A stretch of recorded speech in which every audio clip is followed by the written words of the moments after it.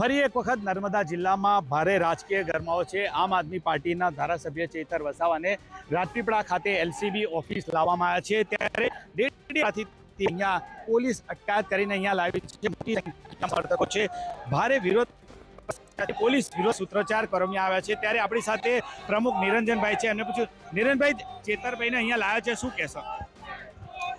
આજે ડેડિયાપાડાથી જે રાજપીપળા લાવવાનો જે રસ્તો છે એ ફક્ત 40 કિલોમીટરનો છે। ચૈતરભાઈ એ કોઈ પણ જાતના ગુનેગાર નથી, પણ તેમ છતાં પણ એમને રાજપાડી, નેત્રંગ અને ઉમલ્લા રહી અને એમને અહીંયા ગાડી 100 કિલોમીટર ફરી અને એમને અહીંયા ગાડી લાવવામાં આવ્યા છે।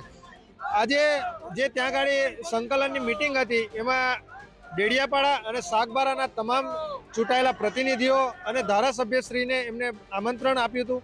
ધારાસભ્યશ્રી ત્યાં ગયા અને જે એટીવીટી, ગુજરાત પેટર્ન અને જે અન્ય યોજનાઓ છે, જે કરોડો રૂપિયાનું જે બજેટ આવે છે, એમાં અક્ષય જૈન કરીને જે એક વેપારી છે, એમનો કોઈ પણ જગ્યાએ એ વ્યક્તિ ચૂંટાયેલો નથી। તો એવા વ્યક્તિને આ જે યોજનાઓ છે એમાં એમનો કમિટીમાં સમાવેશ કરવામાં આવે છે। અને જે સંજયભાઈ વસાવા છે, જે ડેડિયાપાડા તાલુકાના પ્રમુખ છે, એ પ્રમુખ એવું કહે છે કે અમારી સરકાર છે, અમે જેમ બનાવીએ એમ અમે કમિટી બનાવી શકીએ છીએ અને જેમ એ કરીએ એમ અમે જે કરોડો રૂપિયા જે સરકારના આવે છે એ બજેટ અમે વાપરી શકીએ છીએ, બરાબર। તો તમારે કોઈ પણ જાતની ચંચુપાત કરવાની નથી, એમ કરી અને આખો જે ત્યાં ગાડી ઉગ્ર વિરોધ થયો, ઉગ્ર રજૂઆત થઈ અને ચૈતરભાઈ ત્યાં નજીકના પોલીસ સ્ટેશન પર પોતાની રજૂઆત અને ફરિયાદ દાખલ કરવા જાય છે। તો ફરિયાદ દાખલ જે આરોપીઓ છે એમની પર કરવાની જગ્યાએ ચૈતરભાઈ પર ખોટી રીતે એમને એરેસ્ટ કરવામાં આવ્યા છે અને એમને અહીંયા ગાડી લાવવામાં આવ્યા છે। અમે લોકો રસ્તામાં આવતા હતા તો દરેક ચેક પોસ્ટે અમને અને એમના જે વાઇફ છે વર્ષાબેન તેમજ શકુંતલાબેનની જે ટીમ છે એ લોકોને પણ દરેક ચેક પોસ્ટે ખોટી રીતે રોકવામાં આવ્યા હતા। અમારી જોડે ઘર્ષણ કરવામાં આવ્યું, અમારી જોડે જીબાજોડી કરવામાં આવી અને અમને પણ ખોટા કેસમાં ફસાવાની ધાક ધમકીઓ આપે છે। આજે જ્યારે નિરંજનભાઈ, આ જે ઘટના તો છે, પણ માંગ શું છે? આજે મોટી સંખ્યામાં સમર્થકો આવ્યા છે, શું માંગ છે ખાસ તમારી? માંગ એવી છે કે આજે ચૈતરભાઈ જ્યારે દરેક લોકોના પ્રશ્નો માટે એ અવાજ ઉઠાવતા હોય, આજે નર્મદા જિલ્લા તેમજ પૂરા ટ્રાઇબલમાં આજે 2500 કરોડ રૂપિયાનું મનરેગાનું કૌભાંડ થયું છે। આજે ઘણા બધા નેતાઓ એ નર્મદાના હોય, ભરૂચના હોય કે અન્ય કોઈ પણ વિસ્તારના હોય, એ સાંસદ સભ્ય હોય કે ધારાસભ્ય હોય કે કોઈ પણ ચૂંટાયેલા પ્રતિનિધિઓનો આવનારા દિવસોમાં આ મનરેગા કૌભાંડમાં સમાવેશ ક્યાંક ને ક્યાંક દેખાય છે। એના ધાકે ચૈતરભાઈ પોતાનો અવાજ ના ઉઠાવી શકે, એમના અવાજ દબાવવા માટે એમને ખોટી રીતે ટાર્ગેટ કરી અને આ ખોટા કેસમાં એમને ફસાવાનો આ ષડયંત્ર છે। કે મોટી સંખ્યામાં અહીંયા સમર્થકો છે, મહિલા સમર્થકો પણ અહીંયા મોટી સંખ્યામાં આવ્યા છે, એમની સાથે આપણે વાત કરશું કે મહિલા સમર્થકોનું શું કહેવું છે। તમે જોઈ શકો છો કે જે પોલીસ સ્ટેશને જે મહિલાઓ જે આવી છે એમને પૂછીશું, બેન, જે શું કહેશો આ બાબતે જે ચેતરભાઈને અહીંયા લાવવામાં છે એ બાબતે? ચૈતરભાઈને લાવવા માટે તો એ લોકોએ નિર્દોષ માણસને પૂરી દીધા છે, તો ભાજપ વાળાને પણ લઈ આવે ને। ચૈતરભાઈ કેટલા બધા ગુનેગાર થોડા છે? જ્યારે હોય ત્યારે ચૈતરભાઈ જનતાનો અવાજ ઉઠાવે છે એટલે તરત એમને લાવીને મૂકી દેવાના, એટલી બધી તો પોલીસની તાનાશાહી છે। તમે જો કે મહિલા સમર્થકો પણ અહીંયા છે, એલસીબી પોલીસ સ્ટેશનની બહાર મોટી સંખ્યામાં સમર્થકો આવ્યા છે, ત્યારે યુવાનો પણ છે, તેમની સાથે વાત કરીશું। તમે સતત ડેડિયાપાડાથી ચેતરભાઈની સાથે છે, શું કહેશો તમે? અમે આ ચૈતરભાઈને જે લાવ્યા છે બિલકુલ નિર્દોષ છે, એમને વગર કામના લાવવામાં આવ્યા છે। તો જે પેલા સામેવાળા પર ફરિયાદ થઈ છે તો એમને પણ લાવવામાં અહીંયા એના સમર્થનમાં પબ્લિક આવેલી છે, તમે જોઈ શકો છો। અહીંયા એમ ખોટા કેસો કરીને નાખી દે છે અંદર, આ રીત છે પોલીસની। આવું કેમ કરે છે? તમને શું લાગે, તમારું શું કહેવું છે? આવું કેમ કરે? ચેતરભાઈને જે અટકાયત કરી છે એ બાબતે શું કહેશો? આવું કેમ કરે છે તંત્ર?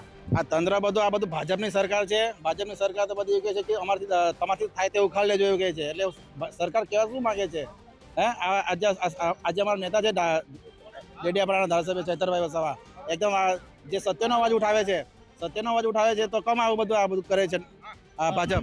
અન્ય પણ યુવાન છે, એમને પૂછીશું, તમારું શું કહેવું છે જે ચેતરભાઈની જે અહીંયા લાવવામાં આવ્યા છે એ બાબતે શું કહેશો? સંકલનની મીટિંગ સારી રીતે ચાલી રહી હતી, પણ ભાજપ સરકારના નેતાઓને એ વાતની બીક છે કે આદિવાસીના પૈસા ખાધા છે એ લોકોએ, એટલે ચૈતરભાઈ સાચો અવાજ ઉઠાવે છે અને આદિવાસીના હક અને લડાઈ માટે લડે છે। એટલે આખી ભાજપ સરકારને અને જેટલા પણ આ મનરેગા કૌભાંડના જેટલા પણ ગુનેગાર છે એમને સારવાનું કામ આ ભાજપ સરકાર કરે છે। એટલે ચૈતરભાઈને અને અમારા હાચા નેતાને આ ભાજપ સરકાર હેરાન કરે છે। આ ભાજપ સરકારનું ને પોલીસનું આ મળેલું કાઢેલું એક ષડયંત્ર છે। આ ષડયંત્ર અમે હરગીજ નહીં ચલાવી દઈએ ને અમારા નેતાને જો 2 કલાકમાં નહીં છોડવામાં આવે તો અમે અહીંયા ઉગ્ર આંદોલન કરીશું. આખા ટ્રાઇબલ બધાને આહવાન કરું છું કે અમારા સાચા નેતાને આવી રીતે હેરાન કરવામાં આવે છે. ઇતિહાસમાં કોઈ એવા નેતા છે જે પહેલી વાર આદિવાસીના હક અને લડાઈ માટે લડે છે, જંગીન માટે લડે છે? ઇતિહાસમાં પહેલા એવા નેતા છે. મારી એજમાં મેં ઘણા એવા નેતા જોયા, પણ આ ચૈતરભાઈ એવા નેતા જોયા છે કે આદિવાસી માટે ખડા પગ ઉપાડે છે, સાચા માણસને હેરાન કરવાનું કામ કરે છે. સચ્ચાઈ કભી ઝુકેગી નહીં और झूठे को हम ज़्यादा सजा दिला के रहेंगे. તમે જો કે કેટલો આક્રોશ છે, તમે જોઈ શકો છો. આ સમગ્ર વિસ્તાર છે. ભરૂચથી જે પ્રમુખ છે પિયુષ પટેલ તે પણ આવ્યા છે. પિયુષભાઈ, જે સમગ્ર મામલે તમે શું કહેવા માંગો છો કે જે ચેતરભાઈને જે સમગ્ર ઘટનામાં બીજા નેતાએ તો વાત કરી કે એમને અટકાયત કરી લાયા છે, તમારું શું કહ્યું છે કે અટકાયત કરવાનું કારણ તમને શું લાગે? અમે જ્યારે દેડિયાપાડા આવતા હતા ત્યારે ભરૂચમાંથી રાજપાટી પીઆઈનો ફોન વારંવાર અમારી ઉપર આવતો હતો. અમને એવી ખબર નથી કે આવું કંઈક ત્યાં આગળ થઈ રહ્યું છે. અમે ચૈતરભાઈને અમારા સંગઠનના કામને લઈને અમે મળવા માટે આવ્યા હતા, પરંતુ જ્યારે અમે રસ્તામાં પહોંચ્યા ત્યારે અમને ખબર પડી કે આવી રીતે જે તાલુકા પંચાયતની જે મિટિંગ હતી અને મિટિંગની અંદર ભાજપ અને આમ આદમી પાર્ટીના ધારાસભ્ય, ભાજપના તાલુકા પ્રમુખ, તાલુકા પંચાયતના પ્રમુખ અને એમના જે કંઈ પણ પંચાયતના સભ્યો હોય એ લોકો અંદર બેઠા હતા. ત્યારે ચૈતરભાઈએ જે 3 કરોડની જે ગ્રાન્ટ હતી, 1.5 કરોડની 2 ગ્રાન્ટ હતી, એ ગ્રાન્ટને લઈ એમને સવાલ કર્યો કે ભાઈ આ ગ્રાન્ટ તમે ક્યાં વાપરવાના છો? સ્વાભાવિક છે કે ધારાસભ્ય છે, એમના વિસ્તારમાં કોઈ પણ ગ્રાન્ટ વપરાય છે તો એ ગ્રાન્ટનો હિસાબ એ ધારાસભ્ય માંગી શકે છે, પરંતુ એ ગ્રાન્ટનો હિસાબ ન આપ્યો. ભાજપના લોકો ઈરાદાપૂર્વક 3-4 લોકોને જે સભ્ય નથી અને ભાજપથી ખાલી જોડાયેલા છે એવા લોકોને પણ એ પંચાયતની અંદર લઈને આવ્યા હતા, ઓફિસની અંદર. ત્યારે આપણે સ્પષ્ટપણે એ જોઈ શકીએ છીએ કે એ લોકો ઈરાદાપૂર્વક આજે આ પંચાયતની અંદર ઘૂસ્યા. એ ચૈતરભાઈને ગમે તેમ કરીને ઉશ્કેરણીજનક શબ્દો બોલ્યા અને સામે ઝપાઝપી કરી. એટલે સ્વાભાવિક છે કે ચૈતરભાઈએ કરી હશે, અમને તો ખબર નથી, પરંતુ એ લોકોનું કહેવું એવું છે. તો આમને સામને જ્યારે મારામારી થાય છે, જ્યારે સામાન્ય વ્યક્તિઓ જ્યારે લડે છે તો આમને સામને ફરિયાદ લેવામાં આવે છે, સમાધાન કરવામાં આવે છે. તો આ ધારાસભ્ય જ્યારે આજે સામે ફરિયાદી બની અને પોલીસ સ્ટેશનમાં ગયા તો ચૈતરભાઈ ફરિયાદી બનીને ગયા અને એમને જ આરોપી બનાવી અને આ લોકો એમને એરેસ્ટ કરીને અહીંયા લઈ આવ્યા.